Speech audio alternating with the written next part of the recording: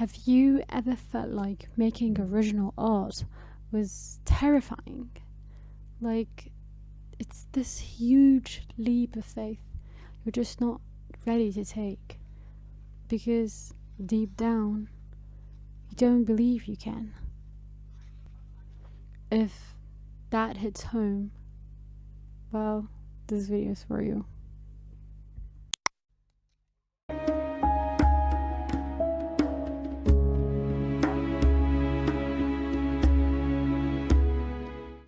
Have you ever looked at a painting or sculpture and felt an instant connection, a sense that you were seeing something truly fresh and unique?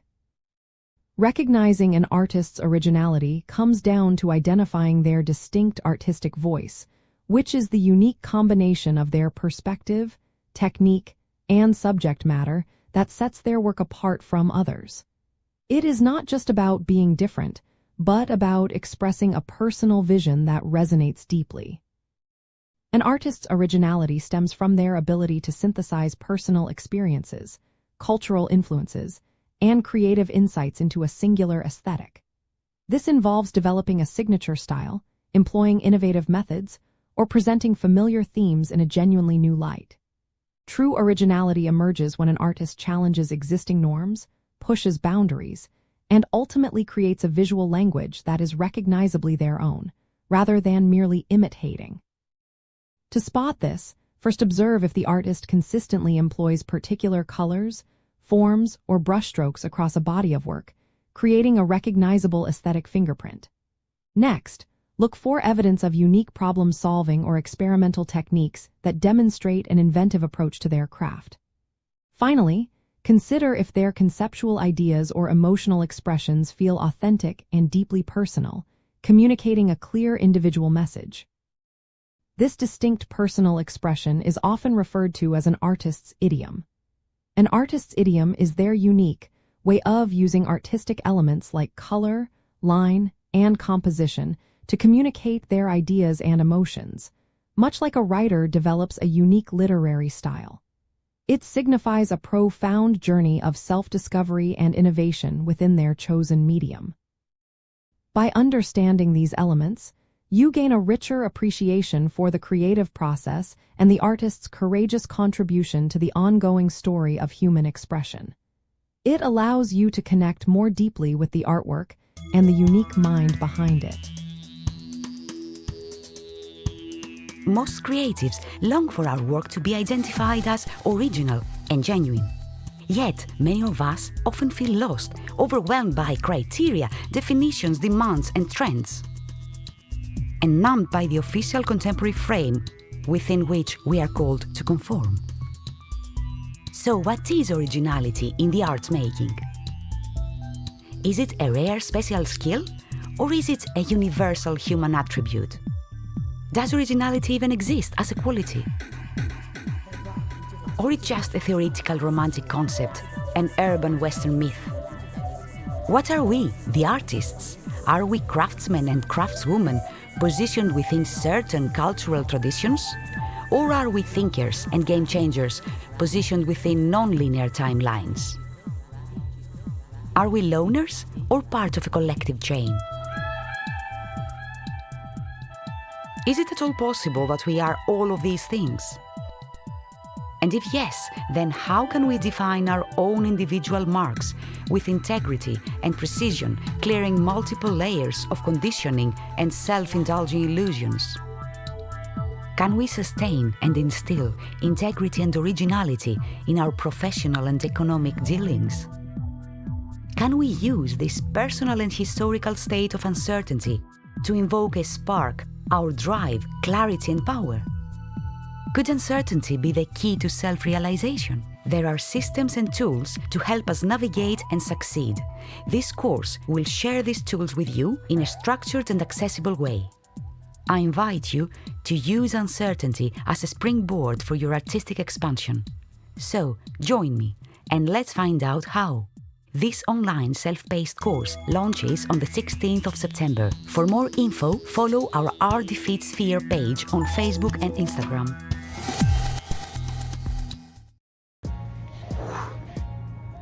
Don't worry about your originality. It will reveal itself no matter what you or others do. Stay creative. What up, you guys? Welcome back to Furrow Publications YouTube channel. This channel talk about zines and DIY publishing, and not always, but quite a bit of times we talk about the creative process, the creative struggle. And I had something happen to me not too long ago that I just haven't got around to talking about, but I think it's something that we all deal with and is something I want to talk about. So let's go ahead and do that. So basically what I want to talk about is I was working on a script, screenplay. I was working on two actually, but one in particular I was working on. It was fun, exciting. I was having a damn good time writing it. And some of the people in my inner circle, my wife, saw a movie that was very similar to the premise of my story.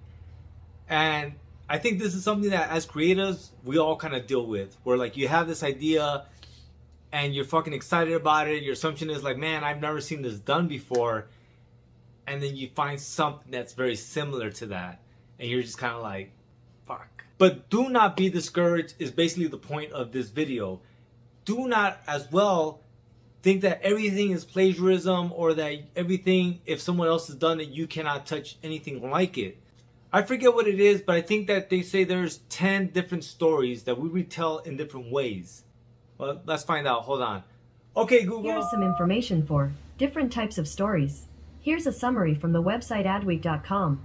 Overcoming the monster, rebirth, quest, journey and return, rags to riches, tragedy, and comedy. So, it's not even 10. It's 7 different types of stories that we're all retelling over and over again, but predominantly that is the core story that you kind of tell, and you tell it very differently.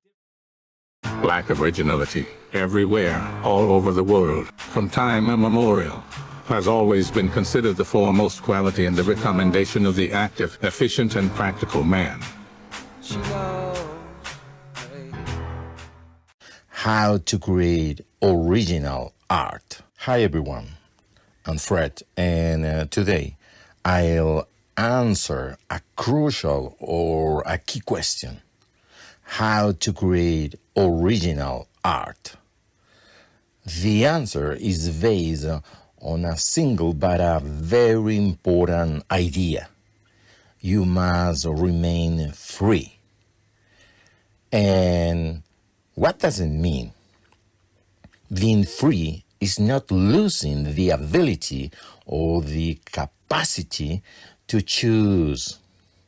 So, when you are free, you have options. You can choose between different alternatives. You can have the ability to create variations, mix ideas, and be more efficient. The central thing is not to be tired or restricted mentally. We should not be rigid. We should not be limited by learned old schemes. Remember, freedom is equal or equivalent to be able to choose. That the key to being an innovative artist is to be free, to be able to choose, not to be tied to establish patterns, not to be restricted by rules.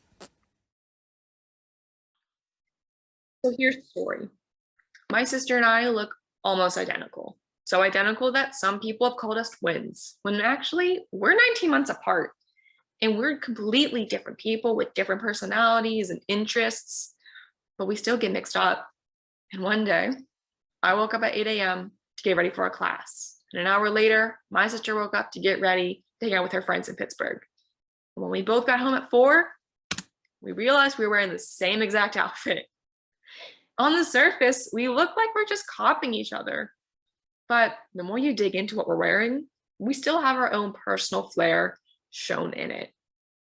And that brings up to a paradox of originality. On the surface, a lot of things may look identical and a copy of one another, but when you dig into it, they're different. Here I have 2 Pixar films that both involve shape-shifting creatures, teenagers going through a journey, a friendship, individuality, and the directors are actually from the time period it was made in and in the country it was based in. But if you've seen these movies, you know that they are not the same. They're different with their own plot and characters and outcomes. So we're going to discuss that.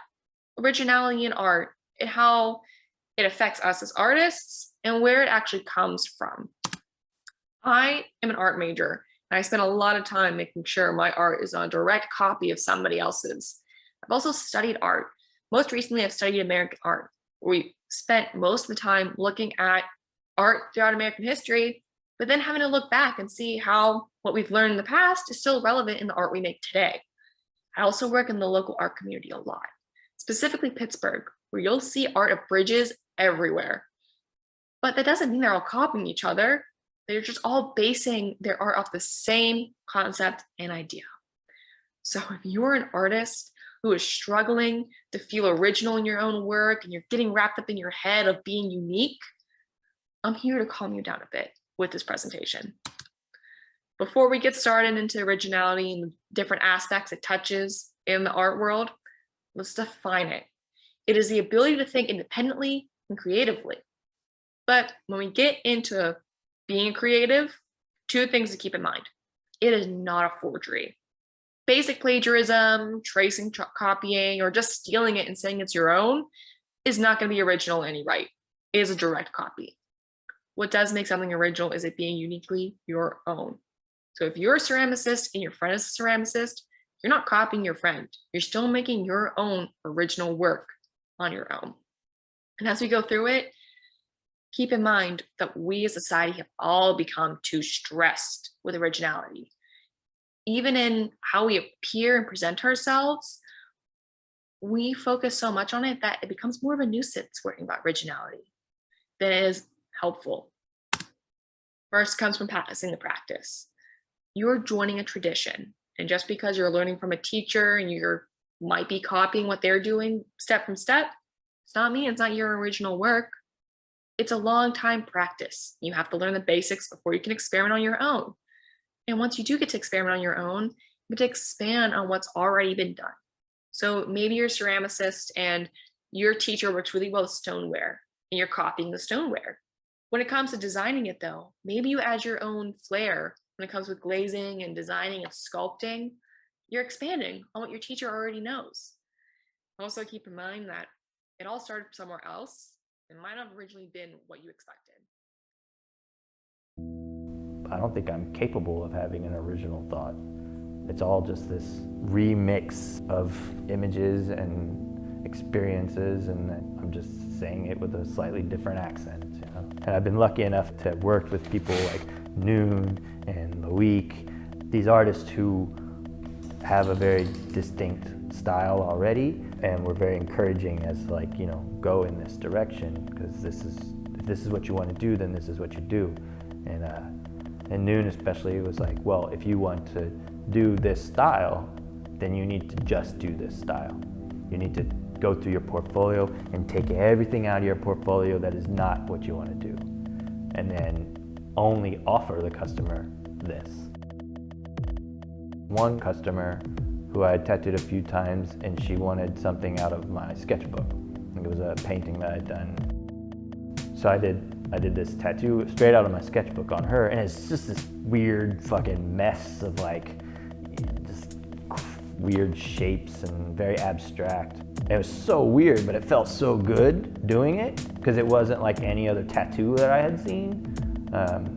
And I remember showing like a friend of mine who's a very traditional tattooist, and I was at this convention, and he came over to the booth, and I was like, oh my God, look at this, look what I did. And he just was like, whoa, what am I looking at? And I was like, it's a fucking tattoo. And he's like, is it? And I think that moment gave me like a fucking motivating fire in my ass to like, yeah, it is a fucking tattoo, and yeah, I'm gonna do more like this. There's a lot of plagiarism inside tattooing. And the first time it happened to me, I got so mad. Like there was this very visceral fucking anger of like finding a copy of a work that I had, you know, put my heart and soul into. I still think that it's one of the shittiest things you can do is to plagiarize someone. It's like you're not just stealing the one work that I did, you're stealing my life experience that led me to create that work. The style I do, the skills I've acquired, all of this is built up from childhood forward.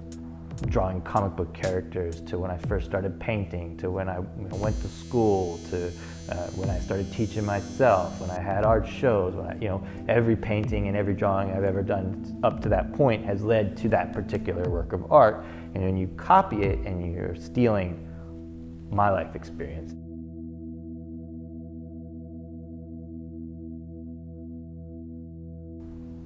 There's ritual, there's the tribe, there's the process of becoming a man or becoming a woman. There's a million different reasons why people get tattoos. Like ancient man, the reasons people got tattoos weren't exactly why people get tattoos today, but on some level we still do that. I think that it's part of what makes us human. It's this need to connect with other people, and it's just a way to mark ourselves and show the world, like, this is who I am. I don't have a weird tattoo on me. Like, I don't have some avant-garde style of tattoo. I have a very traditional Japanese sleeve. I have a very realistic black and gray sleeve. Because honestly, my style's not for me. I don't really want one of my tattoos.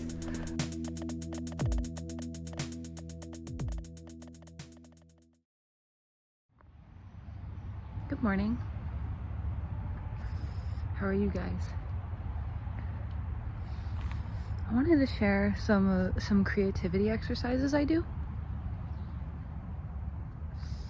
For context, I am a traditional tattoo artist, and I have been an artist since I was a little baby. So here's some things that help me. I love to do this thing where it's like, you can copy my homework, but don't make the teacher notice. You know, switch it up a little bit. So if you see an artwork you really like, don't trace it. I know, like, with, obviously that sounds so obvious, but I see people do it on the iPad all the time. Don't trace it. It makes it soulless. Recreate it. Recreate those shapes and it will become your own. Draw it on paper, or, you know, you can draw it on your iPad. Just use it as a reference photo. I just backwards invented the reference photo, but no, like, this is the way I like to think about it. I like to think about it as copying the homework, but switching it up a little bit. Maybe you have an idea for different shapes in the design, in the pattern. Maybe you draw faces differently than that person does. Because the thing is, when it's your own and you're using that creativity process, oh, feeling it. When you're using that creativity process, you start to really make it your own. I need deep breath. Deep breath. Sometimes I'll even take multiple images and take things I like from each one and combine it into one image. That's another creativity exercise, is just to Frankenstein all the things you like from these different images together. Another thing I do is I call back things that inspired me as a child. So I was obsessed with, like, Mario and Sonic when I was a kid. So it's funny that I still take a lot of those with me today, a lot of those simple shapes. I think I was obsessed with Mario and Sonic because they have, you know, for video games, they need to make them simple, especially the older ones. And what attracts me to traditional tattoo style is it's just a lot of basic shapes. A lot of art, if you break it down to basic shapes, you can play with it a little. You can add your own influences in there. And that's how you kind of create something new without creating something new. Because if you think about it, I think artists waste a lot of time trying to be original, right? You're like, I want it to be original. I want to create my own style. But I think you create your own style through practicing your references and just making them your own, right? But have a little faith in yourself. I think some of us put so much pressure, especially artists who do it for a living. They create so much pressure to make it original and your own and stand out. And I think sometimes you do that on your own without realizing it, when you don't pressure yourself so much to be what you think is original. Picasso.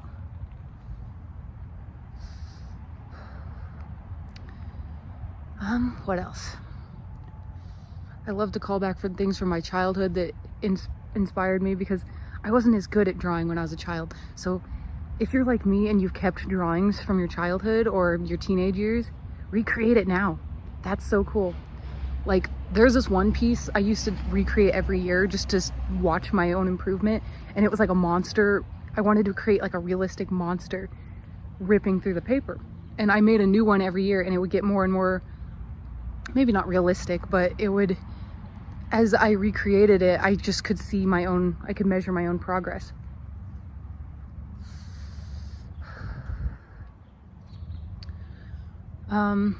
I like to take pictures of things that inspire me.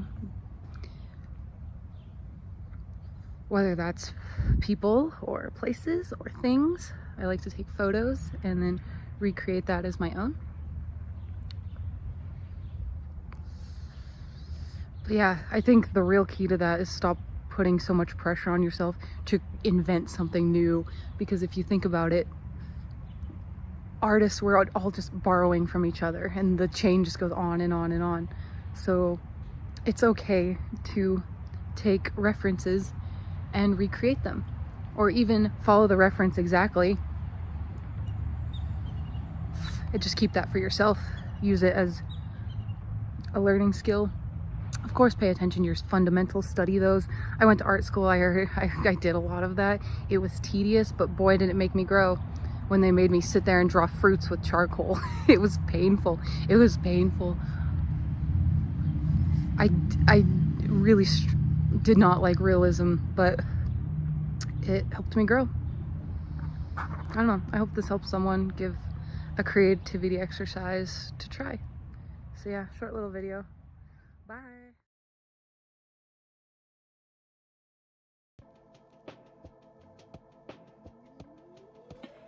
What if I told you the best photographers in the world are actually thieves? No, really. Every great artist, from painters to musicians, even us photographers, are thieves. We steal, and that is why they're successful. Today I'm going to show you why stealing in photography isn't just normal. It's essential for growth. Don't worry, I'm not talking about actual plagiarism. I'm talking about something way more powerful. Let's get into it. There's a famous quote: "Good artists copy, great artists steal." And you know who said that? Picasso, one of the most legendary painters of all time.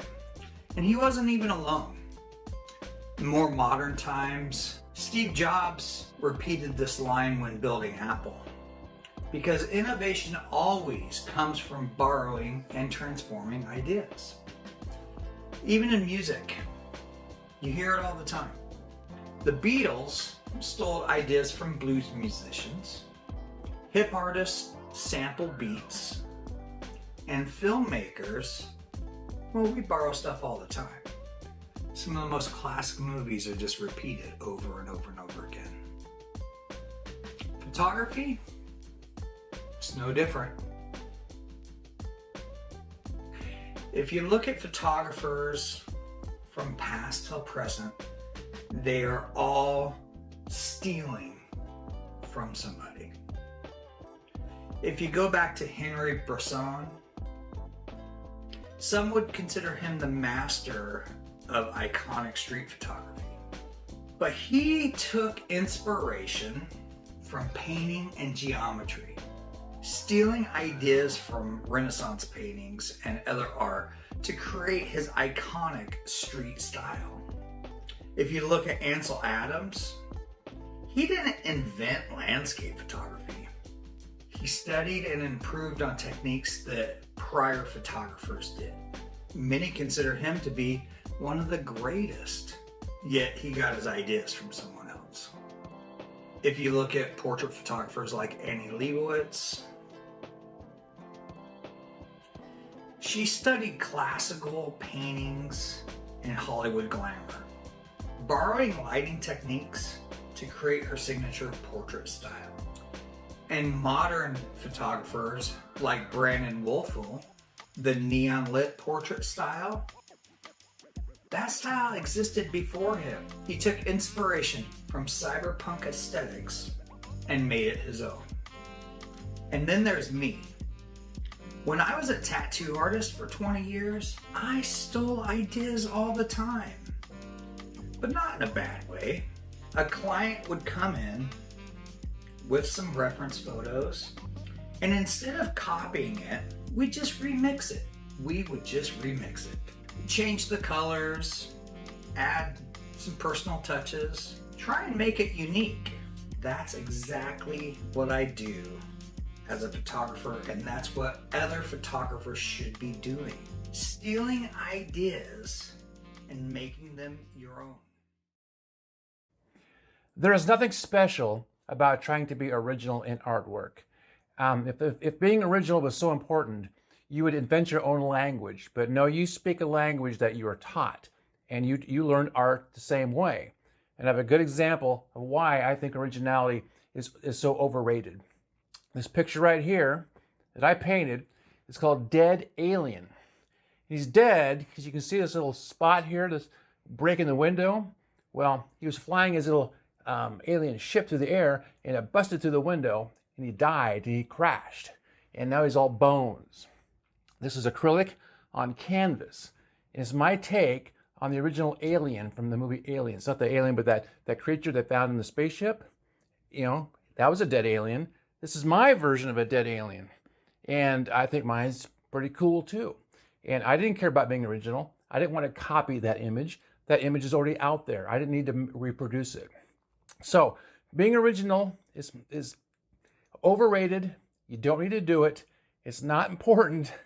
And if you want to learn art, it's okay to make your take on something, but I would not copy something specifically. You're not a Xerox machine. It's not your job to copy things specifically. And I'm not a big fan of hyper-realistic art for that reason. Make it your own. Be an artist, be creative, and use inspiration. But, in the very end, make it your own. People ask how I keep up with daily sketching when my ADHD brain gets bored easily. The secret? I don't force myself to be original every day. Some days I draw the same pumpkin that's been on my sketch page every day this month. Some days I scroll Pinterest until something sparks joy. Today it's mushrooms, yesterday it was a lemon, and you know what? That's perfect. Growth isn't about being different every day. It's about showing up consistently in a way that feels good to your brain. So, give yourself permission to repeat, to use references, to sketch what calls to you, even if it's the same pumpkin for the 15th time. Because low-key, I look more for people being themselves more than I look for some kind of similarity. You know what I'm saying? I think that's another thing in our culture too. We look at an artist and try to figure who he's similar to or who he sounds like who, you know what I mean? And I try to stay away from, even down to myself. You know what I'm saying? Some artists will come up to me and tell me that they, either got certain things from me or listen to certain things that I did and incorporated it and but I still see that they incorporated it into themselves and being themselves, which I appreciate.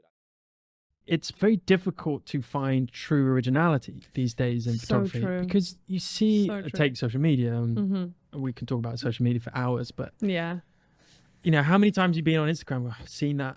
Oh my God. That. It's a new photo, but I've seen it. But you've seen it, haven't you? Seen it. I know. This is same color grade, same pose, same place, same place. I was just like, oh. Yeah. But that's the natural progression of everything. Yeah, I think it's going to end up being really polarizing, because a lot of us are creating for the algorithm now, which it just breaks my heart. Like, there are so many beautiful landscape photos that I'm sure all of us have. I know that I have it. It's never seen the light of day because it doesn't take up enough digital real estate. Like, what is going on? You know, Instagram used to be a photo-based platform for the creator. Simple algorithm. You just get seen. There's no biases. You don't grow 100,000 followers and then crash and burn like you do now. It actually kind of riles me up because there's so many incredible creators that I know whose art deserves to be seen, but, and no, by any means, no offense, but there are so many people who are just using trending sounds, under a second clips, mash them all together, don't make the reels more than 7 seconds, use text on the reels to make sure your watch time is good. It's all created for the algorithm. And I get it. You know what I mean? I'm tempted to create like that too, because you get brand deals and all of these things. So I can totally understand why you would do it. But it's just killing the art form.